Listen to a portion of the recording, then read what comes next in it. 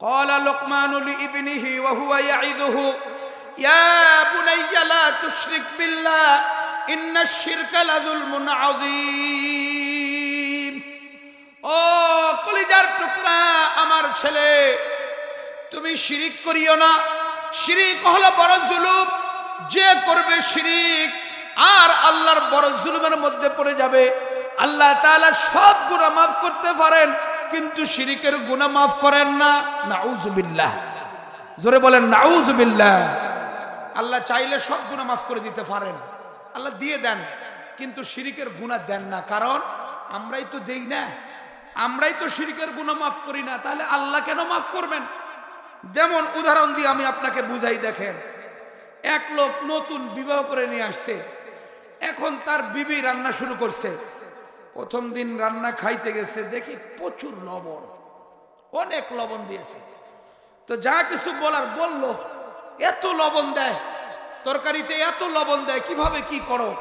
বসে আর সামনে দিব না। আবার পরের দিন খাইতে গেছে, এত হলুদ বেশি দিছে, তিতা হয়ে গেছে। এমন পরিস্থিতিতে আবার একটু রাগারাগি খেপাখেপি করছে, বলছে সরি আর এরকম হবে না।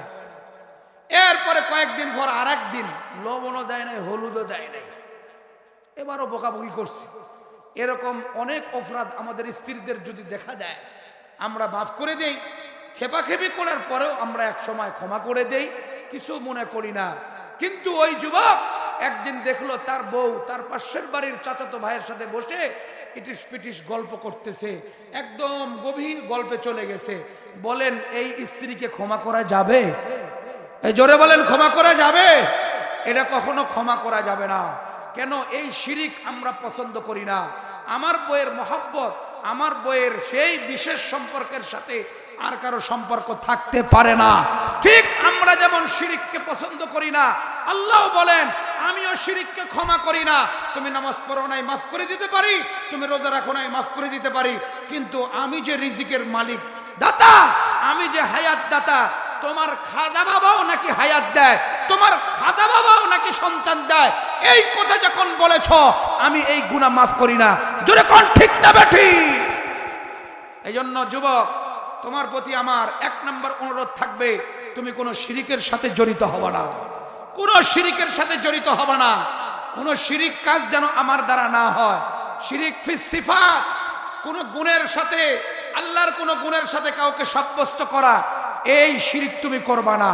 শিরিক ফিল ইবাদা, ইবাদত করতে যা শিরিক করবা না। একমাত্র ইবাদত হবে আল্লাহর জন্য।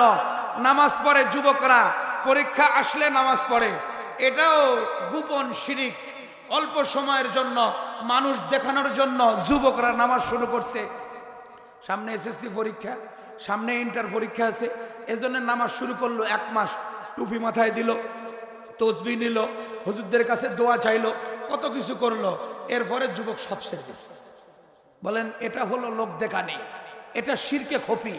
قال النبي صلى الله عليه وسلم من صلى يرائي فقد أشرك ومن تصدق يرائي فقد أشرك। বুখারীর হাদিস, নবীজি বলেন যে ব্যক্তি দেখায় দেখায় দান করলো সে শিরিক করলো, যে ব্যক্তি দেখায় দেখায় নামাজ পড়লো শিরিক করলো। ও যুবক, তুমি এই শিরিক করবা না।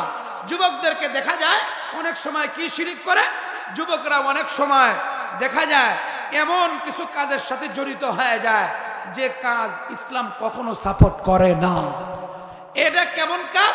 যুবকরা চলে গেছে ওই শহীদ মিনারে যাইয়া শ্রদ্ধা জানাইতে, 16 ডিসেম্বরে ফুল দিতে গেছে, 21 ফেব্রুয়ারি গেছে ফুল দিতে, যায় কি যায় না? এগুলো শিরিক। এই শিরিকের সাথে কোনো যুবক একত্রিত হবে না।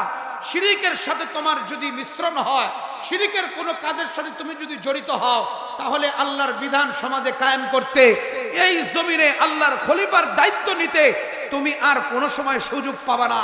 যদি তুমি সুযোগ পেতে চাও, আল্লাহর দ্বীনকে বুলন্দিত করার কাজে যদি তুমি নিয়োজিত হতে চাও, তাহলে তোমাকে অবশ্যই শিরিক মুক্ত জীবন গড়তে হবে, যেমন আসহাবে কাহাফ করেছিল। জোরে কও আল্লাহু আকবার। বেশি লোক লাগবে না, অল্প কয়েকজনই হবে। আসহাবে কাহাফ লোক ছিল মাত্র 7 জন, কুকুর ছিল 8ম। সূরা কাহাফ গুহাবাসীদের সূরা। এই সূরা বিশেষ করে ওই 7 জন যুবকের কথা আল্লাহ তুলে ধরেছেন। পৃথিবী যতদিন থাকবে এই 7 জন যুবক থাকবে। আমিও 7টা যুবক আজকের মাহফিল থেকে চাই, তাদেরকে আমি একটু হাত উঠায়া শপথ করাইতে চাই যে দাড়ি কোনোদিন কাটবে না, কোনোদিন নামাজ ছাড়বে না, কোনোদিন শিরকের সাথে যুক্ত হবে না। এই 3 ওয়াদা করে 7 জন যুবককে আমি দাঁড় করাইতে চাই। এই 7 যুবক আসহাবে কাহাফের অনুসারী হবে, তাদের নীতিমালা নিয়ে, তাদের আদর্শ নিয়ে চলবে। ইনশাআল্লাহ এই সমাজে আল্লাহ তাদের মাধ্যমে ইসলাম প্রতিষ্ঠা করবেন। জোরে কোন আল্লাহু আকবার। যুবক রাজি আছো? এ যুবক রাজি আছো? তোমার বাপদেরকে বলে আবার বিয়ে করাই দিব, টেনশন নাই ইনশাআল্লাহ। যুবক রাজি আছে কিনা ইনশাআল্লাহ? বাপদেরকে বলে বিয়ে করাই দিতে হবে। অনেকে আবার বিয়ে করার কাছাকাছি চলে গেছে, এখন বাপ বলতেছে যে দেরি আছে, দেরি আছে, দেরি আছে। নিজের পায়ে খাড়া, সে হাঁটতেছে বহুত দিন থেকে, তারপরেও নাকি নিজের পায়ে খাড়ায় নাই। যুবক কথা ঠিক না বেঠিক? এখনো নিজের পায়ের উপরে খাড়ায় নাই। এগুলো আমাদের ইমানিয়াতের ঘাটতি। আমরা অনেক সময় ছেলেফেলেরা যুবক হয়ে যায়, আমরা বিবাহ দেই না। একটা চাকরি করুক, কোনো একটা কিছু করুক, এগুলো এগুলো করতে করতে তো গুনাহ করাই শুরু করে দিল। বলেন গুনাহ ভয়ঙ্কর কিনা? গুনাহ বড় ভয়ঙ্কর। একটা গুনাহ জাহান্নামে নিয়ে যাওয়ার জন্য যথেষ্ট। যার চরিত্র নষ্ট হয়ে যায়, চরিত্র কোনোদিন ফেরত পাবেন না। আপনার ঘড়ি হারায় গেলে ঘড়ি পাবেন, মোবাইল হারায় গেলে মোবাইল পাবেন। ইজ্জত যদি একবার হারায় যায়, এই ইজ্জত ফিরে আসে না। কথা কোন ঠিক না ঠিক? এজন্য যখন যুবক বড় হয়ে যাবে, যুবক হয়ে যাবে, তাড়াতাড়ি বিয়ে দিয়ে দেন। যুবতী যখন হয়ে যাবে, তাড়াতাড়ি বিয়ে দিয়ে দেন। দেরি করার সুযোগ নাই। 3 কাজ দেরি করার সুযোগ নাই। নামাজের সময় হয়ে গেলে আপনি ইকামত দিয়ে যান, নামাজ শুরু হয়ে যায়। মাইয়াত চলে গেলে, মাইয়াত হয়ে গেলে, মানুষ যখন মরে যায় সাথে সাথে জানাজা দিয়ে দাফন। যুবক যুবতী যখন বিবাহর সময় হয়ে যায়, আর দেরি না করা। এই দেরি করার কারণে বাপ মায়ের গুনাহ হয়। যুবতী ঘরের মধ্যে রেখে বাপের যেমন টেনশন হয়, ঠিক গুনারও সংখ্যা থাকে। কোন সময় গুনাহ হয়, কোন সময় কি হয়ে যায়। এজন্য যুবক তুমি তৈরি নাও, তোমাকে আমরা আসহাবে কাহাফের সাথে দোয়া করে দিব। আসহাবে কাহাফ এই এমন ইউরোপ এরিয়ার একটা এরিয়া, এই লোকদের বসবাস ছিল। যেই লোক, যেই এরিয়া, যেই রাষ্ট্র, পুরাটা এরিয়া জুড়ে শিরিক হইতো। মেলা ডাকছে শিরিকের মেলা, পুরা মেলা চলতেছে। কিন্তু যুবকের মধ্যে আল্লাহর মোহাব্বত, তৌহিদের ঈমান ছিল ভিতরে। এই যুবক মেলাতে যায় নাই, মেলার থেকে আলাদা হইয়া চৌরাস্তায় যায় বসছে যে আজকে মেলাত যাব না। কিন্তু যদি মেলায় না যায়, শিরিক যদি না করে, মূর্তিকে যদি ভক্তি শ্রদ্ধা না করে, যদি সরকার জানতে পারে, পুলিশ দিয়ে গ্রেফতার করে ফাঁসিতে উঠাবে। কিন্তু আল্লাহর মোহাব্বত এগুলো কোনো কিছুই পরোয়া করে নাই। যুবক আলাদা হয়ে চৌরাস্তায় যায় বসছে। একজন, পরে আবার আরেকজন, তারপরে আরেকজন, এমন করে 7 জন যুবক একত্রিত হয়েছে। এই যুবক একজন আরেকজনের সাথে কথা বলে না। যদি এই কথাটা ওপেন হয়ে যায় যে আজকে আমি একত্রিত হয়েছি আল্লাহর তৌহিদ নিয়া, সরকারের বিরুদ্ধে, পুরা দেশের বিরুদ্ধে, পত্তলিকদের বিরুদ্ধে, মূর্তির বিরুদ্ধে, শিরিকের বিরুদ্ধে আমরা একত্রিত হয়েছি, যদি কেউ জানতে পারে আমাদেরকে শাস্তির সম্মুখীন হতে হবে। কাউকেই বলে না। গভীর রাত যখন হয়ে গেছে, যুবক পাশের যুবককে ডাক দিয়ে বলে, ভাই কেন এই জায়গায় আসলা? আমি তো আসছি আল্লাহর মোহাব্বতে, আল্লাহর মায়া নিয়ে এই জায়গায় আসছি। আমি আল্লাহকে এক বলে স্বীকার করি, কোন শিরিককে প্রশ্রয় দেই না, কোন মূর্তিকে প্রশ্রয় দেই না, গায়রুল্লাহর ইবাদতকে কখনো মানি না। এবার পাশের যুবক বলে, ভাই আমিও তো এই জন্যই আসছি। কথা বলতে বলতে মুহূর্তেই দেখে প্রত্যেকেই আসছে একটাই টার্গেট নিয়া, আমার মাওলার প্রতি তাওহীদ। জোরে বল আল্লাহু আকবার। আমার মাওলার প্রতি তাওহীদ দিয়া প্রত্যেকেই আসছে। এবার বলল, ভাই রাত তো গভীর হয়ে গেছে, এখন আমরা বাড়িতে গেলে তো সরকার ধরে ফেলবে, শাস্তির সম্মুখীন করবে। তো একটা বুদ্ধি করা যায়। কি করা যায়? আজকে আমরা এই পাহাড়ের গুহায় যাই, এই পাহাড়ের গুহায় যাইয়া আমরা ঘুমাই, কালকে সকাল বলে আমরা কর্মসূচি দিবনি। আজকের রাতটা অন্তত যাক, সকাল হইলে আমরা 7 জন মিলা একটা না একটা কর্মসূচি দিব। আমাদের একটা প্ল্যান থাকবে, সেভাবে আমরা সামনের দিকে যাব। কোরআনে কারীম সূরা কাহাফ কথা বলতেছে। এটা কোনো ব্যাঙের সাপের কিচ্ছা না, আজে বাজে বইয়ের কোনো কথা না। কোরআনে কারীম এই 7 যুবক এবং কুকুর পুরা ইতিহাস কিয়ামত পর্যন্ত সংরক্ষণ করবে, তেলাওয়াত হতে থাকবে। হাফেজের সিনায় এটা সর্বদাই আল্লাহ তাআলা হেফাজত করবেন। এই 7 যুবক গুহায় যায় ঘুমাইল। গুহায় যখন ঘুমাইছে, আল্লাহ পাক রব্বুল আলামিন বলেন, যুবক আমার মহাব্বত নিয়ে মূর্তিকে ছেড়ে শিরককে বর্জন করে আমার মহাব্বত নিয়ে তুমি পত্তলিকদেরকে লাঠি মেরে গুহায় আশ্রয় নিয়েছ, পরের দিন কি কর্মসূচি দিবা? আমার মতো কর্মসূচি পৃথিবীর আর কেউ দিতে পারে না। কোন আল্লাহু আকবার। বন্ধু দিলের কানে শুনবেন। এবার যুবক যখন ঘুমাইছে, পরের দিন উঠে তো আন্দোলনের কার্যকারিতার সব কিছু কর্মসূচি দিবে। আল্লাহ বলেন, আমি তোমাদেরকে হেফাজত করলাম, এমন হেফাজত করলাম, কোরআনে কারীমের তোমাদের ঘটনা আমি আমার আল্লাহর কালাম দিয়া আয়াত বানায় দিলাম, কিয়ামত পর্যন্ত তেলাওয়াত হবে, তোমাদেরকে আমি মডেল বানায় দিলাম। একদিন 2 দিন নয়, আল্লাহ তাআলা এই যুবকদেরকে 309 বছর ওই গুহায় ঘুমায় রেখেছিলেন। কন্যা আল্লাহু আকবার।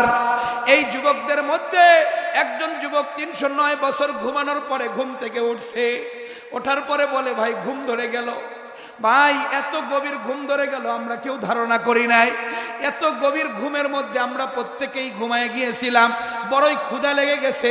একজন যাও না একটু বাজারে যাইয়া সেখান থেকে আমাদের জন্য রুটি গোশত নাস্তা নিয়ে আসো। প্রত্যেকেই পকেটের থেকে টাকা পয়সা বের করে দিয়েছে। প্রত্যেকেই টাকা পয়সা বের করে দিয়ে বলে, ভাই যাও একটু বাজারে যায় রুটি নিয়ে আসো। এবার রওনা করলো, প্রত্যেকের থেকে পয়সা উঠাইয়া এবার হোটেলের সামনে গেছে, যাইয়া রুটি নিয়েছে। এরপরে এই টাকা যখন দিয়েছে, টাকা নেওয়ার পরে লোকটা টাকার দিকে একবার দেখে, একবার লোকের দিকে দেখে, আবার টাকা দেখে, আবার লোকের দিকে দেখে। বলে, ভাই টাকা কই ফাইলা? ভাই কেন, পকেটে তো ছিল। সব বন্ধু বান্ধব একত্রে উঠাইলাম, নিয়ে এসে আপনাকে দিলাম। কোনো সমস্যা ভাই? সমস্যা মানে এই টাকা তো আর চলে না, এটা তো অচল। অচল মানে এই টাকা তো 300 বছর আগে। কয় মিয়া কি কন, ঘুম থেকে উঠলেন নাকি? কয় না, আপনিই তো ঘুম থেকে উঠছেন। হ্যাঁ আমি ঘুম থেকে উঠছি, ঠিক আছে, কিন্তু আপনি কি ঘুম থেকে উঠছেন? মিয়া আমরা তো ঘুমাইছিলাম, সকালে উঠলাম, টাকা পয়সা নিয়ে এসে আপনারা দিতেছি। এইটা কি 300 বছর পার হয়ে গেছে? মিয়া পাগলামি করেন? 300 বছর পার হয়ে গেছে। এই টাকা দেখেন না কত সাল লেখা আছে, আর এখনকার সাল দেখেন না, মাঝখান দিয়া 6টা বাদশা চলে গেছে। কন্যা আল্লাহু আকবার। 6টা বাদশা চলে গেছে। এবার কি করা যাবে? আল্লাহু আকবার। এমন পরিস্থিতির কথা আল্লাহ তাআলা তুলে ধরেছেন। আল্লাহ পাক রব্বুল আলামিন বলেন, এরা যে গেল, যাওয়ার পরে মানুষের মধ্যে বড় অবাক কাণ্ড ছড়িয়ে দিল। এতদিন আগের টাকা কেমনে যুবক নিয়ে এসে বলে, গতকালকে ঘুম থেকে উঠেই নিয়ে আসলাম। এবার এদেরকে বাদশার দরবারে নিয়ে যাওয়া হলো। বাদশার কাছে নিয়ে যাওয়ার পর সবাইকে ডাকা হলো, সবাই উপস্থিত হইল, সবার কথাগুলো শোনা হলো। শোনার পরে দেখে আমাদের এরিয়ার থেকে 7 জন যুবক হারায় গিয়েছিল। এই যুবক মেলাতে ছিল না, এই যুবক শিরিকের কাজে ছিল না, এই যুবক কোনো অশ্লীল কাজে থাকতো না, এই যুবক কোনো বেহায়াপনায় থাকতো না, যুবক কোনো ফেন্সিডেল খাইতো না, যুবক কোনো নেশায় থাকতো না। এই যুবক হারায় গিয়েছিল, আমরা আর পাই নাই। এই তো শত বছর চলে যাওয়ার পরে আল্লাহর কুদরতে এই যুবকগুলো বের হয়েছে। কোন আল্লাহু আকবার। এই যুবক আল্লাহ পাক রব্বুল আলামিন মডেল বানায় দিছে। এই যুবকগুলো আল্লাহ পাক রব্বুল আলামিনের কাছে মডেল। এমন মডেল হইল, ওই বাদশা মানুষের সাথে একটা বিষয় নিয়ে তর্ক করতেছিল যে আল্লাহ পাক রব্বুল আলামিন মানুষদেরকে মারেন, এমন ক্ষমতা আল্লাহ রাখেন, আবার হায়াত দেন, এমন ক্ষমতা আল্লাহ রাখেন। কিয়ামতের দিন কিভাবে আল্লাহ তাআলা প্রত্যেক মানুষকে আবার উঠাবেন, এটা নিয়ে মানুষকে বুঝাচ্ছিল। অনেকে বুঝে না। এই যুবকগুলো যখন সামনে এসে গেল, সমস্ত জাতিকে ওয়াজ করে দিল, দেখো যুবকরা 309 বছর আগে ঘুমাইছিল, আল্লাহ তাআলা উঠায় নিয়ে আসলেন। কন্যা আল্লাহু আকবার। আখিরাত অস্বীকার করার সুযোগ নাই, আখিরাত অস্বীকার করার সুযোগ নাই। আল্লাহ পাক রব্বুল আলামিনের বড় কুদরত। এই বাদশা একত্রিত হইয়া এই যুবকদের স্মৃতিচারণের জন্য ওই জায়গায় একটা মসজিদ নির্মাণ করে দিলেন। কন্যা সুবহানাল্লাহ। বন্ধু বড়ই দুঃখ লাগে, বড়ই আফসোস লাগে। আমার ফ্যামিলির কথা আমি আপনাদেরকে বলি, আমরা 3-4টা ভাই মাদ্রাসায় একসাথে পড়তাম। আমরা যখন বাড়িতে আসতাম, আমাদের ছোটকালের বুঝ ছিল একটু বাড়িতে গেলে দীর্ঘক্ষণ সময় ঘুমাবো। আরে মাদ্রাসায় তো ঘুমাইতে দেয় না, ফজরের আধা ঘন্টা আগে জাগায় দেয়। তাহাজ্জুদ পড়তে হয়, জিকির করতে হয়, আবার ফজরের নামাজে উপস্থিত হইতে হয়। ফজরের নামাজের পরে তেলাওয়াত, আবার আসার পরে ক্লাস শুরু হয়ে যায়। ভালো করে ঘুমাইতে পারি না। একটু ছুটি পাইলে বাড়িতে যায় ঘুমাবো। আমরা 2 ভাই মিলে পরামর্শ করতাম, এমন করে বলতাম, মাকে বুঝাই বলবো, মা আজকে একটু ভালো করে ঘুম দিব, ফজরের সময় যেন ডাকিও না। আমার ওই মার আওয়াজ এখনো কানের মধ্যে ভাসে।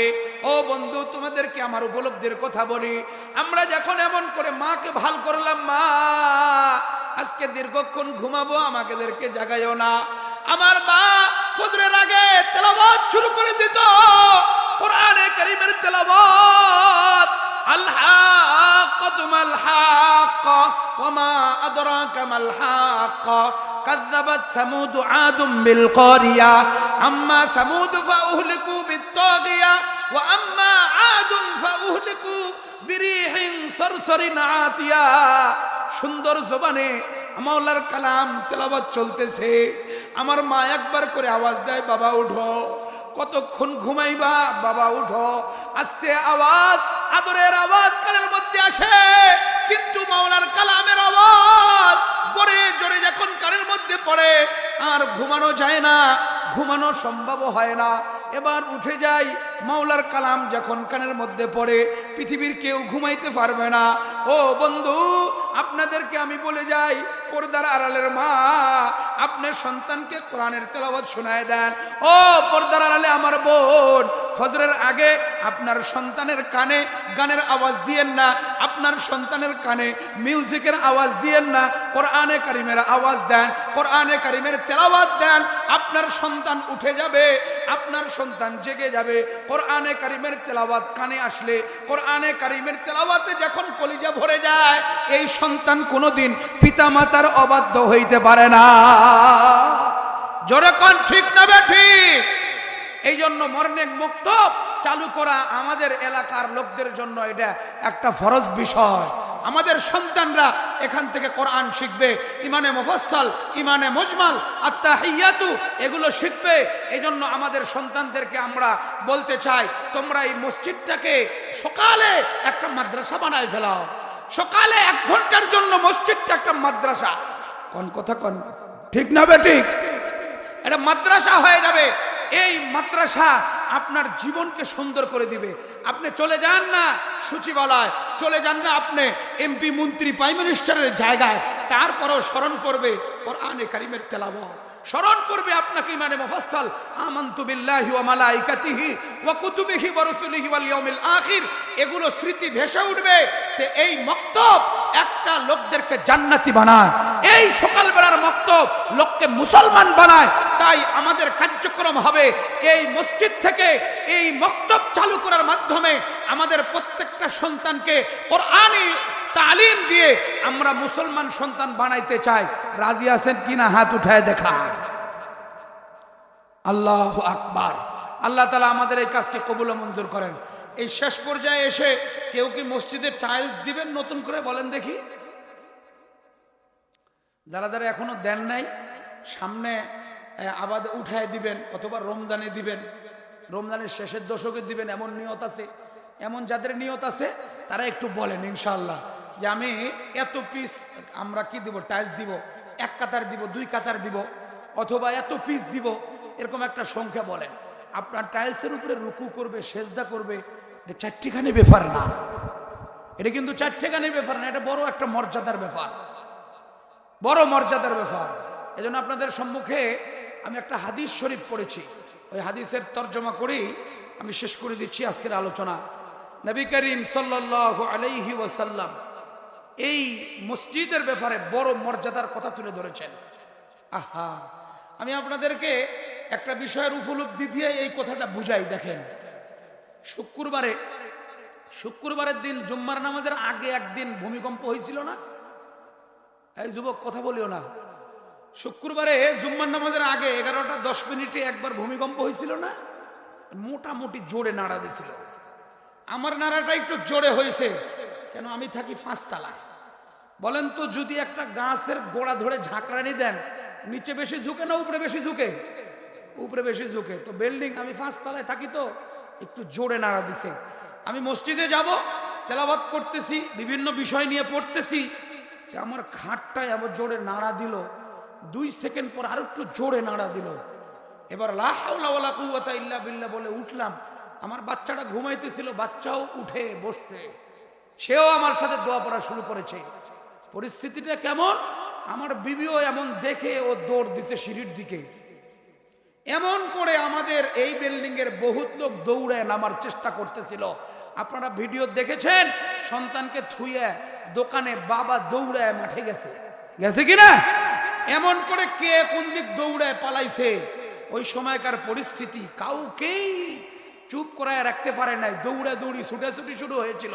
আচ্ছা আসুন তো, রানা প্লাজা যখন ধসে গেছিল, আপনাদের খেয়াল আছে? রানা প্লাজা যখন ধসে গেছিল, এরকম করে পড়ে যায় নাই, নিচ দিকে দেবে গেছে, নিচের 2 তলা মাটির নিচে দেবে গেছিল মানুষ সহকারে।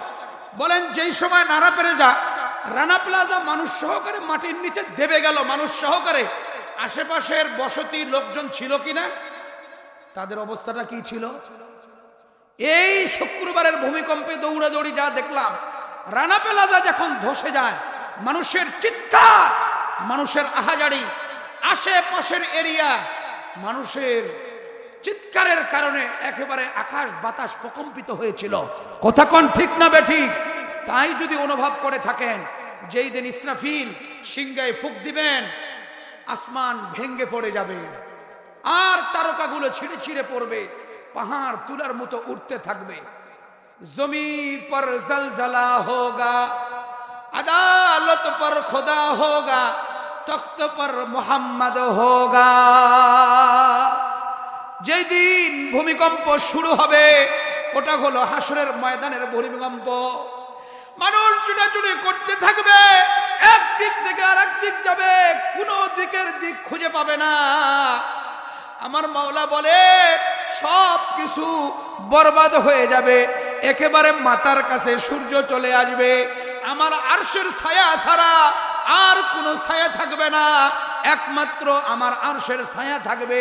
আমার আরশের ছায়ার নিচে 7 শ্রেণীর লোকদের জন্য চেয়ার থাকবে। আমি 7 শ্রেণীর লোকদেরকে ডেকে ডেকে ওই চেয়ারে বসাবো। পৃথিবীতে আর কোনো ছায়া থাকবে না, ওই ছায়া হলো আমার আরশের ছায়া।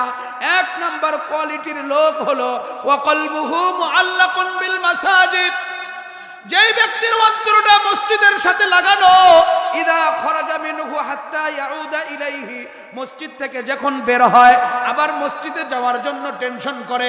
আসরের নামাজ পড়ে বের হয়ে বলে মাগরিবের নামাজের জন্য কখন যাব, মাগরিবের নামাজ পড়ে বের হয়ে বলে আবার আল্লাহ আপনার ঘরে কখন যাব। এশার নামাজ পড়ে বের হয়ে এসে ঘুমায়, আর বলে মাওলা কত লোক ঘুমাইলো মারা গেল, আল্লাহ আমারে যদি জাগায় রাখো আর যদি হায়াত দাও তাহলে আমারে আবার মসজিদে নিও। এমন যার দিল আল্লাহর ঘরের সাথে লাগানো, এমন গুণওয়ালা লোকদেরকে ডেকে ডেকে আল্লাহ হাসরের ময়দানে আরশের ছায়ার নিচে জায়গা দিবে। আমরা ওই কাতারে যাইতে রাজি আছি না ইনশাআল্লাহ? আল্লাহ তাআলা আমাদের প্রত্যেককেই, আল্লাহ তাআলা আরশের ছায়ার নিচে আমাদের প্রত্যেককে জায়গা করে দেন।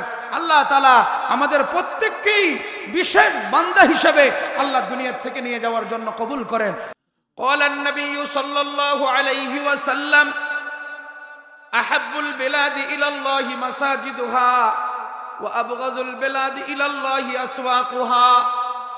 নবীজি বলেন, পৃথিবীর মধ্যে সবচেয়ে দামি জায়গা হলো আল্লাহর ঘর মসজিদ, পৃথিবীর মধ্যে সবচাইতে নিকৃষ্ট জায়গা হলো বাজার। একটা লোক যখন বাজারে যায় তখন নাফরমানি আর গুনাহ ছাড়ে না, আর একটা লোক যখন মসজিদে যায়, ইবাদতের উদ্দেশ্যে যায়, জিকিরের উদ্দেশ্যে যায়, আল্লাহর দরবারে মাফ চাইতে যায়, গুনাহ মোচন করতে যায়। এজন্য মসজিদ হলো পৃথিবীর মধ্যে সবচেয়ে দামি জায়গা, পৃথিবীর মধ্যে সবচেয়ে শ্রেষ্ঠ জায়গা, সেটা হলো আল্লাহর ঘর মসজিদ। এই মসজিদে আল্লাহ পাক রব্বুল আলামিনের কোন বান্দা যখন প্রবেশ করে, কোন বান্দা যখন আল্লাহর ঘর মসজিদে গেল, তার কি পরিমাণ মর্যাদা। তিরমিজি শরীফের হাদিস, قال النبي صلى الله عليه وسلم من غدا الى المسجد او راح اعد الله نزله في الجنه كلما غدا او راح। নবীজি বলেন, কোন ব্যক্তি যখন সকালে আল্লাহর ঘর মসজিদে যায়, বিকালে যখন আল্লাহর ঘর মসজিদে যায়, যখনই সকালে যায় যখনই বিকালে যায়, আল্লাহ তাআলা বারবার তার জন্য জান্নাতে মেহমানদারি তৈয়ার করে। যে যতবার মসজিদে যাবে, যতবার আল্লাহর ঘরে যাবে, তার মেহমানদারির আপ্যায়ন আল্লাহ জান্নাতে রেডি করবেন। কোন আল্লাহু আকবার! কত বড় মর্যাদা। ভাই, আমাদের বাড়িতে মেহমান আসে কিনা? আমাদের বাড়িতে মেহমান আসে। আমাদের বাড়িতে অনেক কাছের আপনজন চলে আসলো, আমরা তার ভালো জায়গার ব্যবস্থা করি, আমরা তার জন্য ভালো খাবারের ব্যবস্থা করি, তার জন্য আমরা উন্নত উন্নত পরিবেশনার ব্যবস্থা করি। কেন? দামি মেহমান আমাদের কাছে এসেছে। নবী করিম সাল্লাল্লাহু আলাইহি ওয়াসাল্লাম হাদিসে বলেন, মান কানা ইউমিনু বিল্লাহি ওয়াল ইয়াউমিল আখির ফালইউকরিম যায়ফা। কেউ যদি আল্লাহর উপরে ঈমান রাখে, আখিরাতের উপরে ঈমান রাখে, সে যেন মেহমানের একরাম করে। বুঝা যায় মেহরামের একরাম যারা করে, মেহমানকে সম্মান যারা করে, তারা হলো ঈমানদারের গোষ্ঠী। আর যারা মেহমানের একরাম করবে না, মেহমানকে আপ্যায়ন করবে না, তাদের মধ্যে ঈমান নাই। কথা কোন ঠিক না বেঠি? ঈমানের বড় আলামত হলো মেহমানের একরাম করা। ও বন্ধু, দিলের কানে শুনবেন, আমাদের কাছে যখন মেহমান আসলো, ওই মেহমানকে আমরা উন্নত জায়গায় বসাইলাম, উন্নত খানা দিলাম। ওই মেহমানকে উন্নত খাবার দাবার খাওয়ানোর পর যখন মেহমান আবার বাড়ির থেকে চলে যায়, ওই মেহমানকে আমরা বলি, ভাই যাচ্ছেন, আবার আসবেন, খানায় কোনো কষ্ট পায় থাকলে মাফ করে দিবেন। সাথে আমার উন্নত উপঢৌকন দিয়ে দেয়, বাড়ির গাছের আপেল দিয়ে দেয়, বাড়ির গাছের সুন্দর কমলা দিয়ে দেয়, বাড়ির গাছের সুন্দর পেয়ারা দিয়ে দেয়, কলা দিয়ে দেয়, অন্যান্য হাদিয়াগুলো সাথে দেয়, কাপড় চোপড়ও দিয়ে দেয়। আল্লাহ পাক রব্বুল আলামিন হাদিসে কুদসিতে বলেন, আল মাসাজিদু বাইতি মান দাখালাহা কানা যায়ফাল লিল্লাহ। আমার মসজিদ সমূহ হল আমার ঘর, যারা আমার ঘরে প্রবেশ করলো আমার মেহমান হয়ে গেল। দুনিয়ার মেহমানদারির আপ্যায়ন আমার উন্নত খানা দ্বারা করা হয়, উন্নত জায়গায় বসতে দেওয়া হয়, এরপরে যখন চলে যায় তাকে উপঢৌকন দেওয়া হয়। আল্লাহ তাআলা বলেন, আমার ঘরে যারা প্রবেশ করলো তাদেরকে আমার মেহমান বানাই দিলাম। আমিও দুনিয়ার মানুষের মতো মেহমানদারি করি, কিন্তু আমি যেটা উপঢৌকন দেই সেটা সবচেয়ে দামি পৃথিবীর কেউ দিতে পারে না। আমি তাদেরকে মেহমানদারি করাই আল কিরাহুল মাগফিরা। আমার মেহমানদারি হইল আমি মাফ করে দিই। আমার নির্ধারিত ফেরেশতা বলতে থাকে, আল্লাহুম্মা গফির লাহুম, আল্লাহুম্মা রহমহুম। আল্লাহ, যারা মসজিদে আসলো তাদের উপরে রহম করো, যারা মসজিদে বসলো তাদেরকে মাফ করে দাও, যারা আপনার ঘরে এসে নামাজ পড়লো তাদের নামাজকে কবুল করে না। আল্লাহ পাকের ফেরেশতার দোয়া আল্লাহ তাআলা মিস দেন না, আল্লাহ তাআলা সাথে সাথেই কবুল করেন। সাথে সাথে আল্লাহ পাক রব্বুল আলামিন আল তুহফাতুল কারামা, তাকে সম্মান আর ইজ্জত কি দিয়ে দেন? কয় এই ব্যক্তির নাম সমাজের মধ্যে হয়ে যায় মুসল্লি। আল্লাহু আকবার! কি নাম? মুসল্লি। এই ব্যক্তির বড় নাম হলো সে একজন মুসল্লি। যে কেউ যখন পরিচয় নিতে চায়, ওই যে অমুক ব্যক্তি, হ্যাঁ লোকটা নামাজি, বারে লোকটা নামাজি, লোকটা কখনো নামাজ ছাড়ে না, নামাজ মিস দেয় না, এই একটা সম্মান সূচক নাম, দামি একটা নাম তার পিছনে লেগে যায়। আল্লাহ পাক রব্বুল আলামিন এই নাম তার সাথে অ্যাড করে দেয়। এটা যতবার মসজিদে যায়, যতবার আল্লাহ পাক রব্বুল আলামিনের ঘরে যাতায়াত করে, আল্লাহ তাআলা তার ইজ্জতির নাম লাগায় দেয়। আমরা এই নাম নিতে রাজি আছি কিনা জোরে বলেন? আমরা এই মুসল্লির নাম নিতে রাজি আছি। যুবক ভাইরা রাজি আছো? যুবক ভাইরা হাত তুলো। কয়জন যুবক আছো হাত উঠাও। নারায়ে তাকবীর।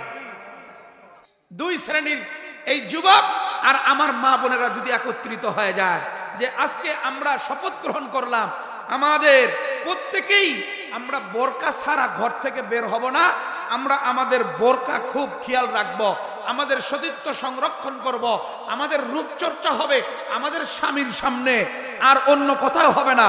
এটার জন্য নারীদের শপথ হবে আর যুবকদের শপথ হবে যে ফজরের নামাজের সামনে কাতারে থাকব। এই যুবক ফজরের যদি সামনে কাতারে থাকে, 5 ওয়াক্ত নামাজটা যদি ঠিকঠাক আদায় করে, এই সমাজে আর কোনো হিরোইন খোর থাকবে না, কোনো নেশাখোর থাকবে না। যুবক কথা বলো, ঠিক না বেঠিক? আমরা এই সমাজকে পরিবর্তন করতে চাই কি চাই না? জোরে বলেন, চাই কি চাই না?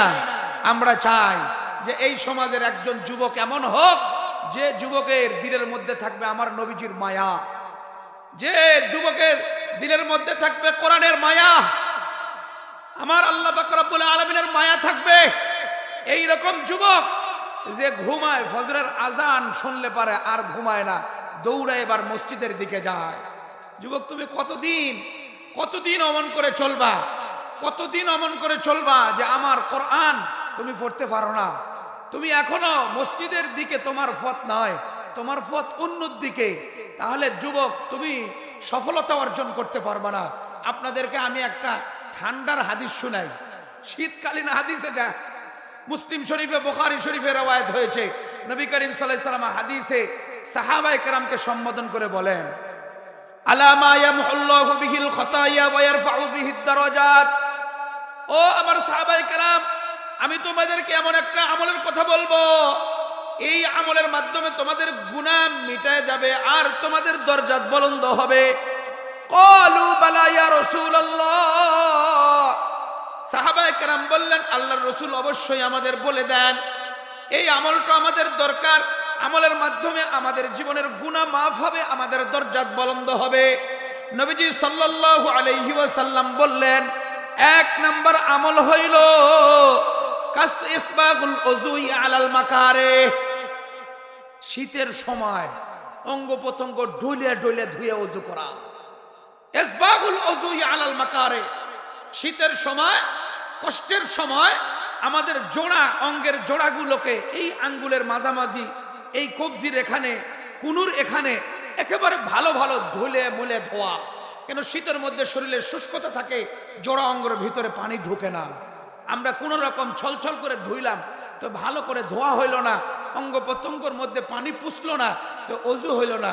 অজু হইল না মানে নামাজ হইল না। কথা কোন ঠিক না বেঠিক? অজু না হইলে নামাজ হবে না। এই জন্য নবীজি বললেন এটা একটা গুরুত্বপূর্ণ আমল, তুমি পরিপূর্ণ অজু করো।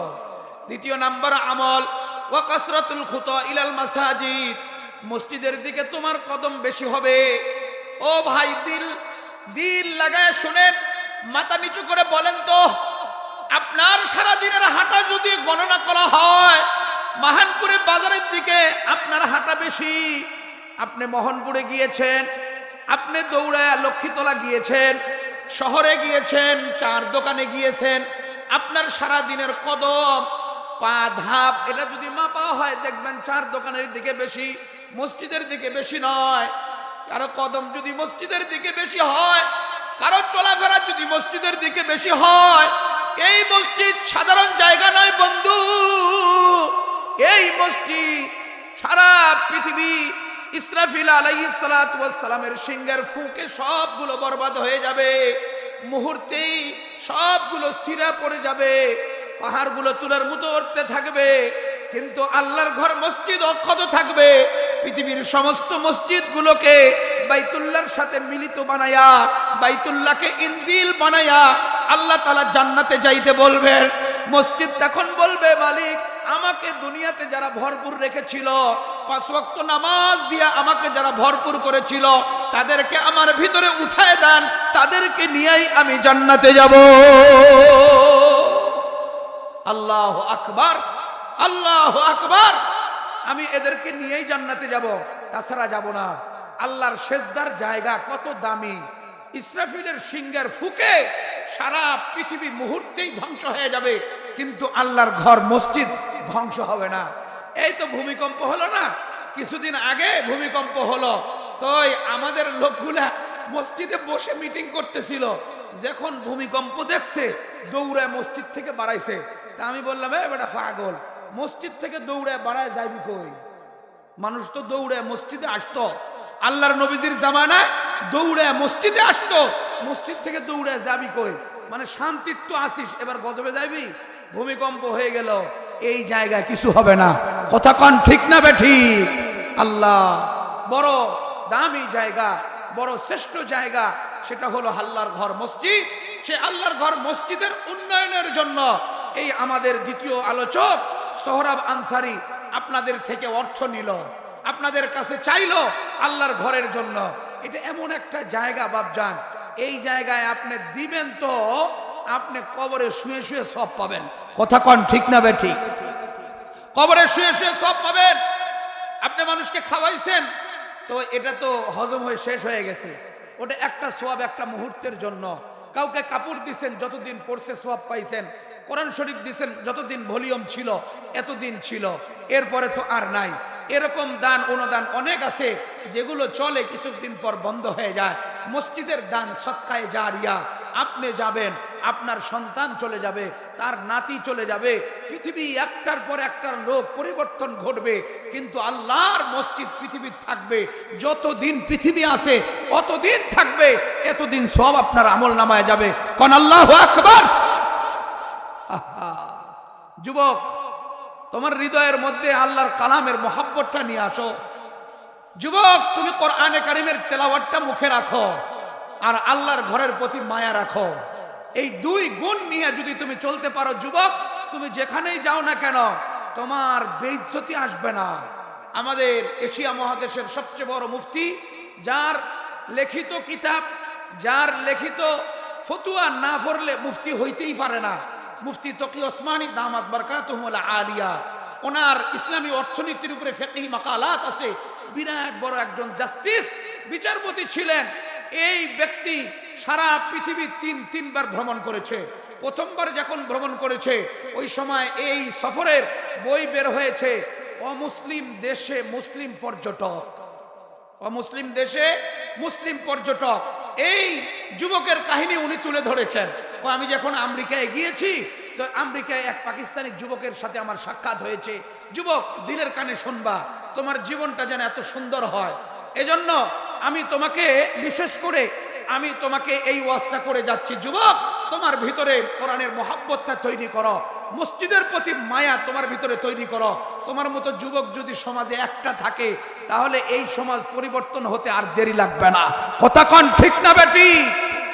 এই যুবক কোরআনে কারিমের তেলাওয়াত জানে, এই যুবক নামাজ পড়তে জানে, হালাল হারাম বুঝে, নামাজের মাসলা মাসাইল সব জানে, কিন্তু যুবক এলাকায় আর কাজ করার সুযোগ পায় নাই। একটু একটু করতে করতেই একটু এলোমেলো হয়ে গেছে। বাপ মা দেখলো যে এলাকায় তো কিছুই করে না, তাহলে পাঠাই দেই বিদেশে। আমাদের সমাজের লোক যেমন করে, আমাদের এলাকার বাপ ভাই যেমন করে, কয় এলাকায় যেহেতু কিছুই করে না ঘুরে বেড়ায়, এর মালয়েশিয়া পাঠায় দে, সৌদি আরব পাঠায় দে, ওখানে যায় কিছু করবে। ঠিক এই পাকিস্তানি যুবককে আমেরিকার উদ্দেশ্যে বাপ মা পাঠায় দিল। আমেরিকায় গেছে কোম্পানির কাজে। কোম্পানির কাজে থাকতে থাকতে এক মেয়ের সাথে সম্পর্ক গড়ায় গেছে। এই মেয়ের সাথে সম্পর্ক যখন গভীর হয়ে গেছে, এক পর্যায়ে গড়ায় গেছে এত দূর পর্যন্ত, মেয়ে বলে ফেলেছে যে আমি তোমাকে বিয়ে করতে চাই। এবার ছেলেও বলে ফেলেছে যে তোমাকেই আমি বিয়ে করব। এবার দেখে যে মেয়েটা তো খ্রিস্টান আর ছেলেটা তো মুসলমান, কোরআনের আবার একজন ভালো তেলাওয়াত করনেওয়ালা, সঠিকভাবে নামাজ পড়নেওয়ালা, কিন্তু এইভাবে আর কি বিবাহ হয়? মুসলমান আর খ্রিস্টানে কি সম্ভব? বলল আমাদের বিষয়টা বাপ মায়ের সাথে শেয়ার করি। এবার মেয়ের বাপ মায়ের সাথে শেয়ার করেছে, তো মেয়ের বাপ মা বলেছে মুসলমান ছেলের সাথে তোমাকে আমি বিবাহ দিব না, এটা হইতে পারে না। এক পর্যায়ে এত দূর গড়াইছে মহাব্বতটা, এত দূর গড়াইছে, এবার ছেলে বলেই ফেলছে যে আমি আমার ইসলাম ছেড়ে দিলাম, মুসলমানি ছেড়ে দিলাম, তাও আমি তোমাকে বিয়ে করব। কন্যা নাউজুবিল্লাহ। এ যুবক বলো নাউজুবিল্লাহ। এমন পর্যায়ে গড়ায় গেছে। এক পর্যায়ে মেয়ের সামনে শপথ করেছে আমি ইসলাম ছেড়ে দিলাম, আমি মুসলমানি রাখলাম না। কয় তোমার এতটুকুনি সমর্থনের কারণে আমার বাপ মা বিশ্বাস করবে না, আমার বাপ মার কাছে তোমাকে বড় চ্যালেঞ্জ দিতে হবে।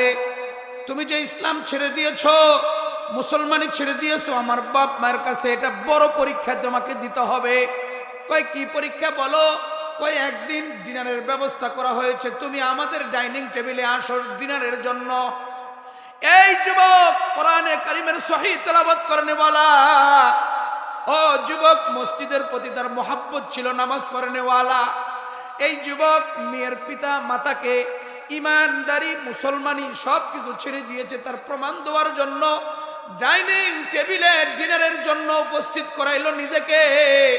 সেখানে দেখে শুকুরের গোস্ত, হারাম যেগুলো গোস্ত মুসলমান খায় না এগুলো গোস্ত পরিবেশন করা হয়েছে, মদ রাখা হয়েছে, আরো অনেক কিছু রাখা হয়েছে যেগুলো মুসলমান খাইলে ঈমান রাখতে পারে না আর মুসলমান পরিচয় দিতে পারে না। বন্ধু দিলের কানে শুনবে, এমন একটা পরিবেশে যুবক নিজে উপস্থিত করায় দিয়া শুকুরের গোস্ত, কুকুরের গোস্ত, মদ পান করার পরে আর নিজের ইসলাম থাকলো না, বুঝাই দিল আমি বেঈমান হয়ে গেছি, তোমাদের সব কথা মেনে নিয়েছি, তারপরেও মেয়ের সাথে আমাকে বিবাহ দিয়ে দাও। এক পর্যায়ে দেখলো ছেলেটা এত ফরমাবরদার, ছেলেটা এত সুন্দর, কথাবার্তা শুনে আমাদের কথার উপরে চলতে থাকে, কোনো সমস্যা নাই। ধনী লোকের ধনী মেয়েকে এই পাকিস্তানি ছেলের সাথে বিবাহ দিয়ে দিল। বিবাহ যখন হয়ে গেল, একদিন দুই দিন এমন করে বছর জুড়ে আসলো। এক পর্যায়ে এই খ্রিস্টানের সাথে, খ্রিস্টানের ধর্মচর্চা, খ্রিস্টানের সাথে লেনদেন, খ্রিস্টানের সাথে চলাফেরা এমন করে চলতেই থাকলো। দীর্ঘদিন যখন চলে যায়, একদিন আমেরিকার জমিন দিয়ে চলতে চলতে আল্লাহর ঘরের সাথে সাক্ষাৎ হয়ে যায়। আমেরিকার জমিনে 1600 কিলোমিটার, 2000 কিলোমিটার পরে একটা মসজিদ পাওয়া যায়, 3000 কিলোমিটার পরে একটা মসজিদ পাওয়া যায়। এই যুবক যখন একটা মসজিদ দেখেছে, তাকায় দেখে এই মসজিদের সাথে আমার দিনের সম্পর্ক ছিল, এই মসজিদের নামাজের জন্য আমাকে আমি সর্বদাই প্রস্তুত করেছিলাম। আহারে আজকে আমি মসজিদ দেখে আমার হৃদয়টা যেন উড়ে গেল, আল্লাহর ঘরের সাথে আমার মোলাকাত নাই। এক পর্যায়ে যুবক দরজার কাছে যাওয়ার জন্য চিন্তা করেছে। এবার মাথার মধ্যে কথা জাগলো, যে মসজিদে আমি 1 বছর থেকে আসি নাই, আমাকে কি ঢুকতে দিবে? 1 বছর থেকে যেখানে হাজিরা দিই নাই, আমাকে কি এখানে ঢুকতে দিবে কেউ? নাকি আল্লাহর কোন ফেরেশতা আমাকে বাধা দিবে? যাইতে চায় আবার যায় না, যাইতে চায় আবার যায় না, ঢুকতে চায় আবার ঢুকে না।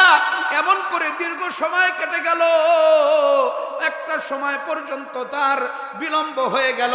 এবার দীর্ঘক্ষণ দেরি করে বাড়িতে গিয়েছে। বাড়িতে যাওয়ার পরে ঘুমানোর চেষ্টা করছে, কিন্তু ঘুম ধরে না। একবার ডান কাত হয়, আবার বাম কাত হয়, পাশ উল্টাইতে থাকে, কিন্তু ঘুম ধরে না।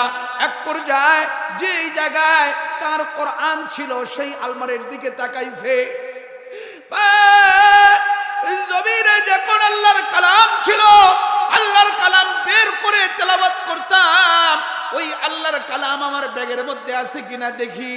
এবার ব্যাগের কাছে যুবক গেছে, যাওয়ার পরে দেখে আল্লাহর কালাম নাই।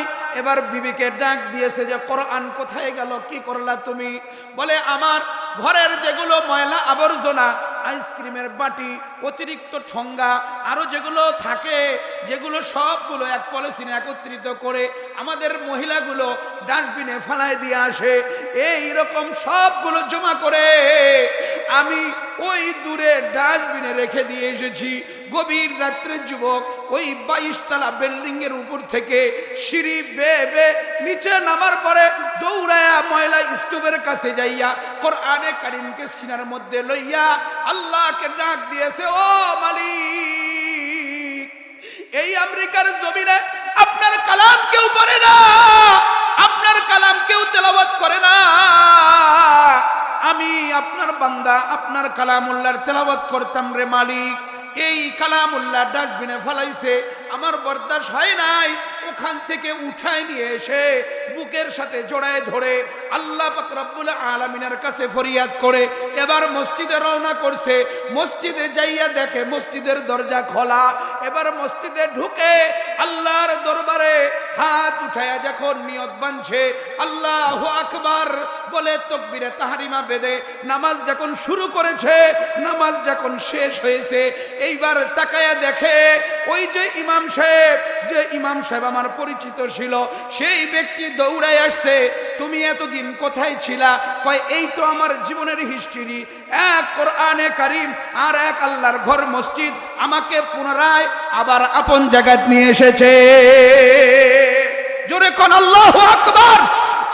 যুবক বলো আল্লাহু আকবার। এ হলো আল্লাহর ঘর মসজিদের মায়া আর কোরআনের মায়া আপনাকে কোনো সময় দূরে ঠেলে দিবে না। যুবক, কোরআনের মায়াটা ভিতরে ঢুকাও। যুবক, তোমার দিলের মধ্যে মসজিদের মায়াটা ঢুকাও, ইনশাআল্লাহ এই মসজিদ তোমাকে পাপাচার থেকে ফিরায় দিবে। কথা কোন ঠিক না বেঠিক? মহিলা মানুষগুলো যায় না মসজিদের ফাঁস দিয়া, আর কয় এটা আল্লাহর ঘর, তো এমন করে হাত করে চুমা খায়। এগুলো কোরআন সুন্নাহয় কুসংস্কার বলা হয়েছে, এটা ঠিক না। আমরা এরকম করতে পারি না। যেরকম হিন্দুরা তাদের মন্দিরকে দেখলে এমন করে প্রণাম করে, আমরা মসজিদ দেখলে এমন করব না। আমাদের মসজিদের কাজ, আমরা মসজিদে ঢুকবো, 2 রাকাত নামাজ পড়বো, মসজিদের হক আদায় হবে। কোন আল্লাহু আকবার। এটা হলো আমাদের কাজ। নারীরা মসজিদের প্রতি সেই মোহাব্বত আর ভক্তি রাখবে, এজন্য ছেলেকে পাঠাবে, তার স্বামীকে পাঠাবে, তার বাপকে পাঠাবে। তাদেরও যখন কোনো সময় এমন প্রয়োজন দেখা দিবে, অথবা নারীদের জন্য কোনো স্কোপ থাকবে, আলাদা জায়গা থাকবে নামাজ পড়ার, তারাও এখানে এসে নামাজ পড়বে। কথা ঠিক আছে তো ইনশাআল্লাহ? এমন করে নারীদের মোহাব্বত আর ভক্তি রাখলে পারে আল্লাহর এই ঘরের সাথে এই নারী কখনো পথভ্রষ্ট হইতে পারে না। এই নারী সমাজের কোনো ক্ষতি করতে পারে না।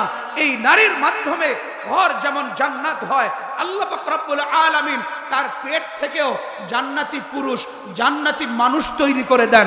জোরে কোন আল্লাহু আকবার। قال الله تبارك وتعالى إنما يعمر مساجد الله من آمن بالله واليوم الآخر وأقام الصلاة وآتى الزكاة ولم يخش إلا الله الله أكبر فعسى أولئك أن يكونوا من المهتدين الله أكبر আল্লাহ পাক রব্বুল আলামিন বলেন গুণ 5টা। মসজিদ যারা আবাদ করে তাদের গুণ 5টা। 1 নাম্বার আল্লাহর উপরে ঈমান, আখিরাতের উপরে ঈমান। তৃতীয়ত নামাজ কায়েম করে। চতুর্থ যাকাত আদায় করে। পঞ্চম আল্লাহ ছাড়া কাউকে ভয় করে না। কথা কোন ঠিক না বেঠিক? যারা মসজিদ নির্মাণ করবে তারা আল্লাহ ছাড়া কাউকে ভয় করে না। এটা আল্লাহর ঘর, এই ঘরওয়ালার ইবাদত করি আমরা, আর কারো ইবাদত করি না, কারো সামনে মাথা নত করি না। এই একটা শক্তি আল্লাহ পাক রব্বুল আলামিন তাকে দিয়ে দেন। এই 5 গুণ যার অর্জন হয়, আল্লাহ বলেন আসা উলাইকা আইয়াকুনু মিনাল মুহতাদিন, আমি তাকে হেদায়েতকারী বান্দার মধ্যে শামিল করলাম। জোরে বলেন আল্লাহু আকবার। হেদায়েত পাওয়া অনেক বড় ব্যাপার। হেদায়েত পাওয়া অনেক বড় ব্যাপার। আমরা প্রত্যেক নামাজের প্রত্যেক রাকাতেই বলি ইহদিনাস সিরাতাল মুস্তাকিম, আল্লাহ আমাকে সঠিক সরল পথের উপরে হেদায়েত দেন। যেই সঠিক সরল পথের উপরে আপনি পুরস্কৃত করেছিলেন লোকদেরকে, তারা কারা? নবীগণ, শহীদগণ, সিদ্দিকগণ, সালেহগণ। এই 4 শ্রেণীর লোকদের কাতারে আমাকে পরিচালনা করেন। এটা আমরা প্রত্যেক নামাজের প্রত্যেক রাকাতেই সূরা ফাতিহায় গুরুত্বপূর্ণ এই দোয়াটা আমরা করতে থাকি। তাহলে আমরা যদি মসজিদের 5 কাজের সাথে জড়িত থাকি, মসজিদের কাজের সাথে জড়িত থাকি, আর 5টা গুণ যদি আমার অর্জন হয়, তাহলে আল্লাহ হেদায়েত দিলেন। আর হেদায়েতকারী বান্দা বিশেষভাবে আল্লাহ পাক রব্বুল আলামিনের বিশেষ বান্দা, যেই বিশেষ বান্দার প্রতি আল্লাহ পাক রব্বুল আলামিনের বিশেষ অনুগ্রহ থাকে, সেই অনুগ্রহশীল বান্দা আল্লাহ তাআলার রহমতের ভাগী হন। কোন সুবহানাল্লাহ। তাহলে আল্লাহর ঘরের অনেক বড় মর্যাদা। আল্লাহর ঘর যারা আবাদ করে তাদের মর্যাদাও অনেক। আমরা আল্লাহর ঘর আবাদকারী বান্দাদের মধ্যে শামিল হব তো ইনশাআল্লাহ? একটু হাত উঠায় দেখান ইনশাআল্লাহ। নারে তাকবীর, নারে তাকবীর। আল্লাহ আপনার ঘর আবাদ যারা করে তাদের সাথে আমাদেরকে শামিল করেন, বলেন আমিন। আসুন এবার যারা আল্লাহর ঘর আবাদ করতে যাইয়া যেই রকমের কাজের সাথে জড়িত হয়, বিশেষ করে বিশেষ করে আল্লাহর ঘর এমন সুন্দর করে থাকুক যে সৌন্দর্য প্রত্যেকটা মানুষ চায়। যেমন আমাদের প্রত্যেকের বাড়িকে আমরা সুন্দর করে রাখি, আমাদের বাড়ির কোনো জানালা আমরা লাগাই নাই, ফাঁকা রাখছি, এমনটা হয় না। ওই মালিক, ওই গৃহস্থ অস্থির থাকে কখন আমার ঘরের জানালা হবে, দরজা হবে, সুন্দর রং হবে, সুন্দর ফাইন পরিপাটি হবে।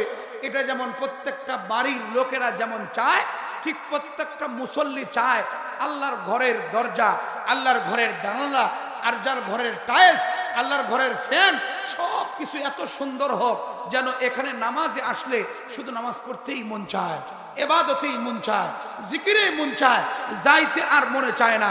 এমন একটা পরিবেশ হোক, আমরা চাই কি চাই না? এই ঘরের জন্য নিজেকে যেমন এমন করে তৈরি করবে যে আল্লাহর ঘরের জন্য আমি পূর্ণাঙ্গ প্রস্তুতি নিয়ে আল্লাহ পাক রব্বুল আলামিনের ঘরে আমি সবভাবে সহযোগিতা করব। এই ব্যক্তির জন্য নবী করিম সাল্লাল্লাহু আলাইহি সাল্লামের ঘোষণা যে এমন করে আল্লাহর ঘরকে সাজাইলো, আল্লাহ তার জান্নাতকেও সাজাই দিবেন। কোন আল্লাহু আকবার! জান্নাতটাও সাজাই দিবেন। ভাই জান্নাত তো ফাঁকা জায়গা, জান্নাতটা ফাঁকা জায়গা। এরকম পৃথিবীর মতো 10টা পৃথিবী, 10টা দুনিয়া, এটা একজন নিম্ন ব্যক্তির জন্য জান্নাত, নিম্ন ব্যক্তি। এইরকম জান্নাত তো ফাঁকা। আপনি এখন মসজিদ নির্মাণ করবেন, আল্লাহ ওখানে ঘর নির্মাণ করবে। মসজিদ ঝাড়ু দিবেন, আপনার মসজিদ পরিষ্কার হলো, আপনার জান্নাত আল্লাহ সুসজ্জিত করবেন। কোন আল্লাহু আকবার! এই মসজিদ যত সুন্দর করবেন, যত পরিপাটি করবেন, আপনার জান্নাতকেও আল্লাহ তত সুন্দর আর তত পরিপাটি করে দিবেন। কন্যা সুবহানাল্লাহ।